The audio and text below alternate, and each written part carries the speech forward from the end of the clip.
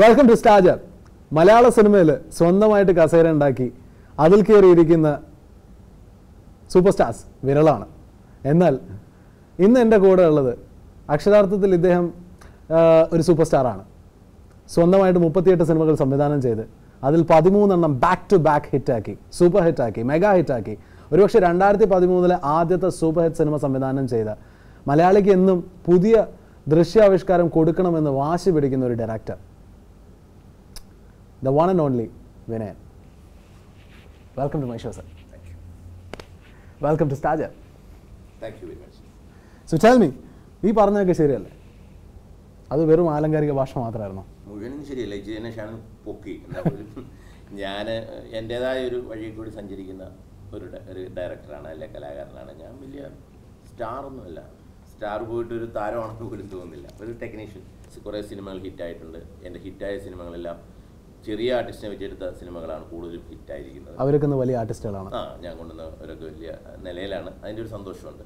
പിന്നെ ഒരു കാര്യം ഞാൻ ഇന്നും കണ്ടിട്ടുള്ളത് ഡിഫറെൻ്റ് ആയിട്ടുള്ള, ഇപ്പോൾ ആദ്യകാലങ്ങളിൽ ഇപ്പോൾ ശിവായി ലഹളയോ കല്യാണ സുഗന്ധിയോ കോമഡി ആയിരുന്നെങ്കിൽ അത് കഴിഞ്ഞിട്ട് വളരെ സീരിയസ് ആയിട്ടുള്ള ഇപ്പം വാസന്തി ലക്ഷ്മിയും കരിമാടിക്കുട്ടനും പോലെയുള്ള ഡൗൺ ടു എർത്ത് ചിത്രങ്ങളോ, ഫാൻറ്റസി ചിത്രങ്ങളോ, ആകാശഗംഗയും അത്ഭുതദ്വീപും പോലുള്ള ചിത്രങ്ങളോ, സത്യം പോലുള്ള ആക്ഷൻ ചിത്രങ്ങളോ, അങ്ങനെ ഒരു ബ്രാൻഡഡ് ആകല് എന്ന് വിചാരിച്ച് പങ്കെടുത്ത ആളാണ്. എന്നിട്ട് പോലും വികലാംഗനയുടെ ആളാണെന്ന് ആദ്യം പറഞ്ഞിരുന്നു. ഇപ്പോൾ ഹൊററാന്ന് പറയുന്നത്. അത് കാരണം സംതിങ് എന്തില്ലാത്തൊരു വ്യത്യസ്തമാണെന്ന് ആഗ്രഹിക്കുക. ഞാൻ ആദ്യം പറഞ്ഞ വാചകത്തിൽ നിന്നും തുടങ്ങാണ്. സ്വന്തമായിട്ട് മരം വെട്ടി കസേര ഉണ്ടാക്കിയ ഒരാൾ അല്ലേ? ആണെന്ന് പറയാം. കാരണം ഞാൻ ആരെയും അസിസ്റ്റ് ചെയ്തിട്ടില്ല സിനിമയിലോട്ട്. ഞാൻ 2 സിനിമ പ്രൊഡ്യൂസ് ചെയ്തിട്ട് പിന്നെ അസിസ്റ്റൻ്റ് ആകാൻ വേണ്ടി നടന്നതാണ് സിനിമയിൽ ഒത്തിരി. ഇപ്പം ഷാനിനെ കണക്കുള്ളവരൊക്കെ ഇപ്പം നടനാകാൻ നടക്കുന്നുണ്ട്. ഞാൻ അസിസ്റ്റൻ്റ് ആകാൻ വേണ്ടി ഒത്തിരി നടന്നതാണ്. അപ്പോൾ അതിനകത്ത് ആരും പത്മരാജൻ സാറിനടുത്തും ഭരതൻ സാറിനടുത്തും IV ശശി 3 പേരെടുത്താണ് ഞാൻ പോയിരുന്നത്. അതിനകത്ത് IV ശശി ചേട്ടനൊക്കെ എന്നെ ചെല്ലുമ്പോൾ ഒരു വേഷം തരാമെന്ന് പറഞ്ഞ് അഭിനയിപ്പിച്ചിട്ടുള്ളൂ. ഒരു ചെറിയ വേഷം എല്ലാം എനിക്ക് തന്നിട്ടില്ല. സുന്ദരനായ വിനയനെ അഭിനയിപ്പിച്ചു. അവനോടൊന്ന് ഇലക്ട്രിസിറ്റി ബോർഡ് ഉദ്യോഗസ്ഥനാണ്. ഇലക്ട്രിസിറ്റി ബോർഡ് കയറിയിരിക്കുന്ന സമയമാണ്. അപ്പം ഞാൻ സബ് എഞ്ചിനീയർ ആയിട്ടിരിക്കുമ്പോൾ ആണ് ഞാൻ സിനിമയിലോട്ട് വരുന്നത്. ഈ IV ശശിയേട്ടൻ്റെയൊക്കെ കൂടെ കയറാനായിട്ട് സാധിക്കാഞ്ഞിട്ട് ഞങ്ങൾ കൂട്ടുകാരെല്ലാം കൂടി ഇലക്ട്രിസിറ്റി ബോർഡിലുള്ളപ്പോൾ പടം പ്രൊഡ്യൂസ് ചെയ്തു. ഞാൻ ഡയറക്റ്റ് ചെയ്തില്ല. ആലിലെ കുരുവി എന്ന് പറയുന്ന പടമാണ് ആദ്യം പ്രൊഡ്യൂസ് ചെയ്തത്. അങ്ങനെ സിനിമയിലോട്ട് വന്നയാളാണ്. അങ്ങനെ ഒരു ഗുരുനാഥനില്ലാതെ വന്നതുകൊണ്ട് വേണമെങ്കിൽ ഞാൻ പറഞ്ഞില്ല, അതിൻ്റേതായ കുഴപ്പമുണ്ട്. എനിക്ക് പ്രത്യേക ലോബി, എൻ്റെ ഒരു ഗ്രൂപ്പൊന്നുമില്ല. ഒറ്റയ്ക്ക് വന്നതാണ്. ഒറ്റയ്ക്ക് വന്നതിൻ്റേതായ ചില കുഴപ്പങ്ങളുമുണ്ട്, ഒത്തിരി ഗുണങ്ങളുമുണ്ട്. എപ്പോഴെങ്കിലും തോന്നിയിട്ടുണ്ടോ സർ, ഞാൻ സിനിമ പഠിച്ചു വന്നിരുന്നെങ്കിൽ ഇതിനേക്കാൾ വലിയൊരു മേക്കറായാണ് ഇന്ന്? അങ്ങനെ തോന്നി. സിനിമ പഠിച്ചു വന്നെങ്കിലെന്നില്ല. പക്ഷേ ഫിലിം മേക്കിംഗ് എന്ന് പറയുന്നത് ഒരു മഹാസാഗരമാണ്. അതിനകത്ത് ഈ പറയുന്ന ഇപ്പം ഫിലിം ഇൻസ്റ്റിറ്റ്യൂട്ടിൽ പോയി പഠിച്ച എത്രയോ പേരെക്കാട്ടിലും മിടുക്കരാണ് നമ്മുടെ ഫിലിം ഇൻസ്റ്റിറ്റ്യൂട്ടിൽ പോകാത്ത നമ്മുടെ നേരത്തെ പറഞ്ഞ ഭരതേട്ടനോ പത്മരാജനോ ഒക്കെ ആ ഒരു ഇൻസ്റ്റിറ്റ്യൂട്ടിലൊന്നും പോയി പഠിച്ചവരല്ലല്ലോ. അതിൽ കാര്യമില്ല. ഈ കഥ പറയുക, അല്ലെങ്കിൽ നമ്മുടെ ഒരു ദൃശ്യം, സിനിമ എന്ന് പറയുന്ന കുറേ ടെക്നോളജിയും കൂടെ കൂടിച്ചേർന്നതാണ്. അപ്പം പഠിക്കുന്നത് നല്ലതാണ്, ഒരിക്കലും മോശമെന്ന് ഞാൻ പറയില്ല. പക്ഷെ പഠിച്ചുകൊണ്ട് മാത്രം ഒരു വലിയ ആളാകണമെന്നുമില്ല.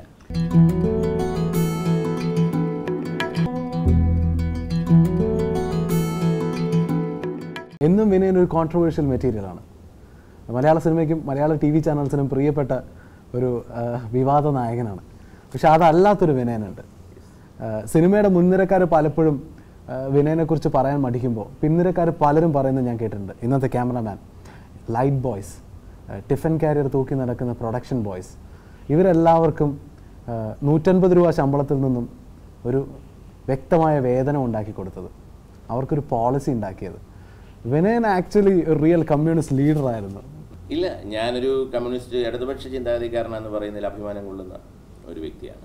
ഞാനൊരു നാടക മുതലാളിയായിരുന്നു 5 വർഷം. അത് ഷാൻ അറിയുന്ന കഥയാണെന്ന് എനിക്കറിയില്ല. നാടക മുതലാളിയായിട്ടുണ്ട്. സ്വദേശാഭിമാനി തിയേറ്റേഴ്സ് ആലപ്പുഴ എന്ന് പറഞ്ഞൊരു നാടക ട്രൂപ്പുണ്ട്. ഞാൻ ജനിച്ചത് കുട്ടനാട്ടിലെ ഒരു കുഗ്രാമത്തിലാണ്, പുതുക്കരി എന്ന് പറയുന്നത്. ഞാൻ ജനിച്ചു വളർന്നത്, എനിക്ക് ദാരിദ്ര്യം അനുഭവിച്ചിട്ടുണ്ടെന്ന് വെച്ചാൽ ഇല്ല. പക്ഷേ എൻ്റെ കൂട്ടുകാരെല്ലാം ദാരിദ്ര്യം അനുഭവിച്ച കർഷക കുടുംബത്തിൽപ്പെട്ടവരും കർഷക തൊഴിലാളികളുമായിരുന്നു എൻ്റെ കൂട്ടുകാരായിട്ടുള്ളവരെല്ലാം. അപ്പോൾ എനിക്കറിയാം ജീവിതത്തിൻ്റെ ഈ സംഘടനയും സംഘടനാശേഷിയോ അല്ലെങ്കിൽ നമ്മുടെ ഒരു ആർഗ്യുമെൻറ്റ്സോ ഒക്കെ ഉണ്ടാകുന്ന ലൈഫിൻ്റെ ഒരു നമുക്ക് ഇൻറ്റൻസിറ്റി പ്രതിസന്ധികൾ ഉണ്ടാകുന്നത്. അപ്പോൾ ജീവിക്കാൻ വേണ്ടി കഷ്ടപ്പെടുന്ന ഒരു വലിയ വിഭാഗത്തിൻ്റെ നടുക്കായിരുന്നു എൻ്റെ ബാല്യം. അപ്പം ഞാൻ ഈ സിനിമയിൽ വന്നപ്പോൾ ഞാൻ സത്യത്തിൽ ഷാനോട് തുറന്നു പറയാം, ഞാനൊരിക്കലും സിനിമാക്കാരെ സംഘടിപ്പിക്കാനൊന്നും ഉണ്ടായതല്ല. ഞാൻ അതിൻ്റെ ഒരു അതിനകത്ത് സംഘടനയ്ക്കകത്തൊക്കെ ഇൻവോൾവ് ആകുന്നത് എനിക്ക് തോന്നുന്നു എൻ്റെ കുറേ സിനിമകളൊക്കെ കഴിഞ്ഞിട്ടാണ്. റീസെൻ്റ്ലി ആണ് ഞാൻ 2007 ഇതിൻ്റെയൊക്കെ 2006 ഇതിൻ്റെ മാക്ടയുടെ ചെയർമാനും മാക്ട ഫെഡറേഷൻ്റെ ജനറൽ സെക്രട്ടറിയും ഒക്കെ ആവുന്നത് 2006-2007 കാലഘട്ടങ്ങളിൽ. അല്ല, അതിനു മുമ്പ് ഞാൻ ഇതിനകത്തൊക്കെ വന്നത് 5-6 വർഷം മുമ്പ് വരുന്നത് സിനിമാക്കാരെന്ന് പറയുന്നവർക്ക് നമ്മുടെ ഇന്ത്യയിലുള്ള എല്ലാ സ്റ്റേറ്റുകളിലും സിനിമയിലെ തൊഴിലാളികൾക്ക് സർക്കാരിൽ നിന്ന് ഒത്തിരി ആനുകൂല്യങ്ങളുണ്ട്. അപ്പോൾ അത് ഈ ക്ഷേമനിധിയായിട്ട് കിടപ്പുണ്ട്. ഈ കിഡ്നി ഓപ്പറേഷന്, ഹാർട്ട് ഓപ്പറേഷന്, വീട് വെക്കാൻ 40,000 രൂപ, അങ്ങനെ ഒത്തിരി സാമ്പത്തിക സഹായം തൊഴിലാളികൾക്കുണ്ട്. ഈ production boys, light boys, makeup touch ചെയ്യുന്നവർ, ട്രോളി ഉന്തിക്കൊണ്ട് പോകുന്നവർ, ക്രെയിനിൻ്റെ മുകളിലിരിക്കുന്നവർ, അങ്ങനെ ഒരു വലിയ വിഭാഗത്തിൽ. അതുവരെ മലയാള സിനിമ അവരെ കുറിച്ച് ഓർത്തിട്ടില്ല എന്ന് പറയുന്നത് അല്ല, ഓർത്തിരിക്കാം. പക്ഷേ ഈ സംഭവത്തെ പറ്റി ആർക്കും മെനക്കെടാൻ കഥയുണ്ടാക്കുകയും അന്ന് എന്നോട് ചോദിച്ചിരുന്നതാണ്, സർഗശേഷി നോക്കിയാൽ പോലെ എന്തിനാണ് ഇതിന് പോകണമെന്ന് എന്നോട് ചോദിച്ചതാണ്. എന്ന് പറയുന്നത് അവർ സർഗശേഷി നോക്കിയതിനിടയ്ക്ക് ഇത് നോക്കി കാണത്തില്ല. അതുകൊണ്ടായിരിക്കാം ഇത്രയും കാലഘട്ടങ്ങളിൽ എന്നോട് മദ്രാസിൽ ഇവിടെ ചെന്നിരുന്നപ്പോൾ ഉള്ളൊരു ഡിസ്കഷനിനകത്ത് എന്നോട് വളരെ എന്നെ കളിയായിക്കൊണ്ട് പറഞ്ഞു, എന്തുകൊണ്ടാണ് കേരളത്തിൽ മാത്രം ഇതൊന്നും ഇല്ലാത്തത്? കാരണം ചെന്നൈയിലൊക്കെ 10-25 വർഷം മുമ്പ് ട്രേഡ് യൂണിയൻ രജിസ്ട്രേഷൻ ഉണ്ടെങ്കിൽ ഇത് കിട്ടത്തുള്ളൂ, ഈ സോക്കോൾഡ് അലവൻസസ്. അത് സത്യമാണ്.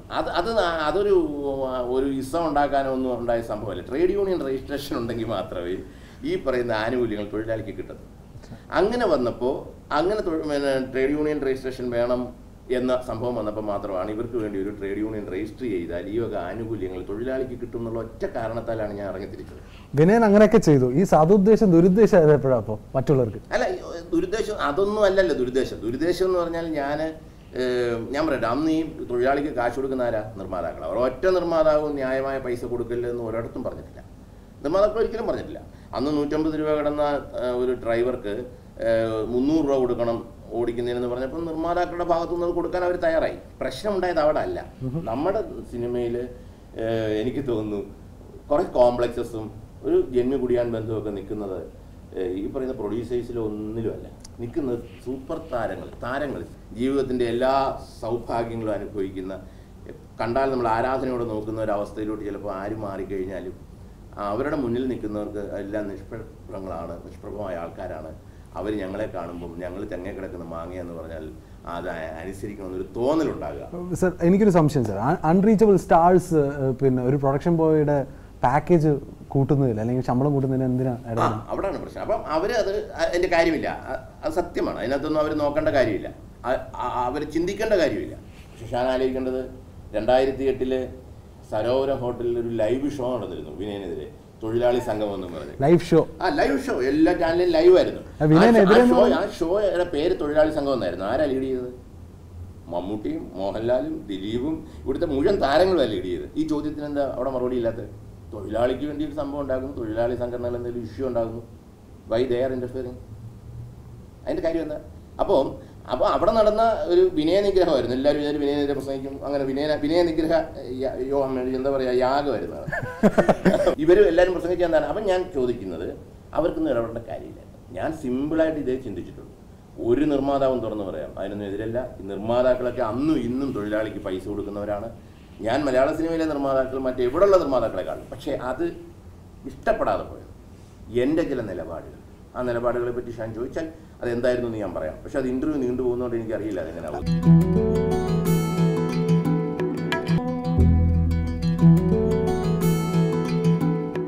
എന്തുകൊണ്ട് ഇപ്പോഴും മലയാള സിനിമയിൽ എനിക്കറിയാവുന്ന പല പ്രൊഡക്ഷൻ അസിസ്റ്റൻസിൻ്റെ അടുത്തും ചോദിക്കുമ്പോൾ അവർ വിനയനെക്കുറിച്ച് ഹൈ വേർഡ്സ് പറയുന്നു? അദ്ദേഹം ഉണ്ടായിരുന്നതുകൊണ്ടാണ് ഇന്ന് ഞങ്ങളുടെ സാലറി ഇത്ര എന്ന് പലരും പറയുന്നതായിട്ട് ഞാൻ കേട്ടിട്ടുണ്ട്. How do you take it? അത് സാർ ഉണ്ടായത് കൊണ്ടാണോ ഇന്ന് പള്ളി സാലറി? എങ്ങനെ? ഒരിക്കലല്ല. അത് കൊടുത്തത് ഒരു നിർമ്മാതാക്കളുണ്ടായിരുന്നു. പക്ഷേ അത് അവർക്കൊരു ഐക്യം ഉണ്ടാക്കി. അവർക്ക് തോന്നാൻ കാര്യം അവർക്കൊരു ഐക്യം ഉണ്ടാക്കി.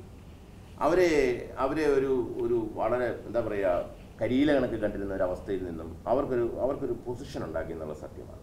മറിച്ച് അതൊക്കെ കിട്ടാനൊക്കെ കാരണം ഇവിടുത്തെ നിർമ്മാതാക്കളാണ്. ഇന്നത്തെ അവസ്ഥ അറിയോ ഷാൻ്റെ?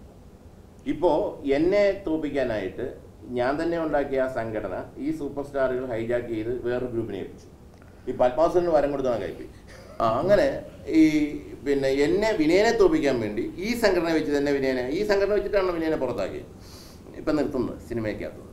അപ്പോൾ അവരെ നിങ്ങൾക്ക് ഇഷ്ടംപോലെ അയക്കുമോ? പക്ഷെ ഞാനെന്ന് പറഞ്ഞപ്പോൾ, ഞാനന്ന് ഈ 300 രൂപ ശമ്പളം കൂട്ടിക്കൊടുത്തപ്പം ഒരു നിർമ്മാതാവ് വന്നിട്ട് മൈക്ട ഫെഡറേഷൻ്റെ ഓഫീസിൽ ഒരു ഡ്രൈവേഴ്സ് യൂണിയൻ്റെ ജനറൽ സെക്രട്ടറി സീറ്റ് കൊടുത്തില്ല. അവിടെ അദ്ദേഹത്തിന് മീറ്റിംഗ് നടക്കായിരുന്നു, ചെയർസ് എല്ലാം ഫില്ലായിപ്പോയി. ആ ഡ്രൈവേഴ്സ് യൂണിയൻ്റെ ജനറൽ സെക്രട്ടറിയെ സസ്പെൻഡ് ചെയ്യാനുള്ള ഒരു ആർജവം ഒന്ന് വിനയനുണ്ടായിരുന്നു. ഇത് കണക്കിന് ഇവർക്ക് വേണ്ടി സംസാരിക്കുമ്പോഴും. കാരണം മറ്റൊന്നുമല്ല, ഈ കാശ് മുടക്കുന്നത് ഇതിൻ്റെ ക്യാൻവാസായ നിർമ്മാതാവില്ല, സിനിമയില്ല. വേറെ എന്തും നമുക്കുണ്ടാക്കാം, കവിത എഴുതാം, നമുക്ക് പാട്ട് പാടാം, ഒറ്റ പൈസ വേണ്ട. ഇതിന് ഈ വാചകടിക്കുന്ന താരങ്ങളും സംവിധായകരും ഒക്കെ നിർമ്മാതാവ് എന്ന് പറയുന്ന പൈസ പോക്കറ്റിലുള്ള പണയത്തിന് പൈസയും കൊണ്ടുവരുന്ന ആളിനെ വിസ്മരിച്ചുകൊണ്ട് നടക്കത്തില്ല. അതുകൊണ്ട് തന്നെ ഞാനന്ന് പറഞ്ഞിരുന്നു, ഈ തൊഴിലാളിയോട് പറഞ്ഞിരുന്നു, നിങ്ങൾ അയാളെ റെസ്പെക്ട് ചെയ്തില്ലെങ്കിൽ നമ്മൾ ഈ ആർഗിയിൽ പൈസ മേടിക്കുന്നതിന് ഒരു അർത്ഥവുമില്ല. അയാളെ സസ്പെൻഡ് ചെയ്തിരുന്നു. പക്ഷേ ഇന്നെന്താ സംഭവം? നമ്മുടെ ബഹുമാന്യായ ലാൽ ജോസിനെയൊക്കെ ഡ്രൈവർമാർ ഡോർ തുറന്ന് വലിച്ചിറക്കുന്ന ഒരവസ്ഥയുണ്ട്. കൈവിട്ടുപോയി. അത് ശരിയല്ല. അസോസിയേഷൻ എന്ന് പറയുന്നത് അവകാശങ്ങളും ആനുകൂല്യങ്ങളും മേടിക്കുന്നതിനോടൊപ്പം അവനവൻ്റെ കടമയും റെസ്പെക്റ്റും വേണം. കോഡ് ഓഫ് കോണ്ടാക്ട് പല സംഘടനയിലെ ആൾക്കാർക്ക് ഇല്ല എന്നാണ് പറയുന്നത്. ഇല്ല, കോഡ് ഓഫ് കോണ്ടാക്ട് ഇല്ല എന്ന് മാത്രമല്ല, മലയാള സിനിമയിലെ സംഘടനകൾ യാതൊരു കോഡ് ഓഫ് കോണ്ടാക്റ്റും ഇല്ലാത്ത അവനവൻ്റെ നേതാക്കന്മാർ, ഞാനിപ്പോൾ നേതാവുന്ന എന്തിനായിരിക്കും? എനിക്ക് സൂപ്പർ സ്റ്റാറിൻ്റെ ഡേറ്റ് വേണം, എനിക്ക് 2 പടം ചെയ്യാം. ഓ, മനസ്സിലായോ? അങ്ങനെയൊക്കെ എൻ്റെ ബന്ധങ്ങൾ വെച്ചിട്ട് ഞാൻ നേതാവായി, ഞാൻ ജനറൽ സെക്രട്ടറി ആയാലും ഞാൻ പ്രസിഡൻ്റായി, ഏത് സംഘടനയിലും ഒത്തിരി സംഘടനയുണ്ട്, എനിക്ക് കുറച്ച് പടം ചെയ്യണം. അതല്ലാതെ സത്യസന്ധമായി ഈ മലയാള സിനിമയിൽ ഒത്തിരി പ്രോബ്ലംസ് ഉണ്ട്. ഇവിടുത്തെ നിർമ്മാതാക്കൾക്കും ഇവിടുത്തെ സിനിമകൾക്കും മൊത്തം പ്രശ്നങ്ങൾ. ഇത്തരം പ്രശ്നങ്ങൾ സ്റ്റഡി ചെയ്യാനോ വർക്ക് ചെയ്യാനോ ആരും തയ്യാറാകുന്നില്ല. സത്യം.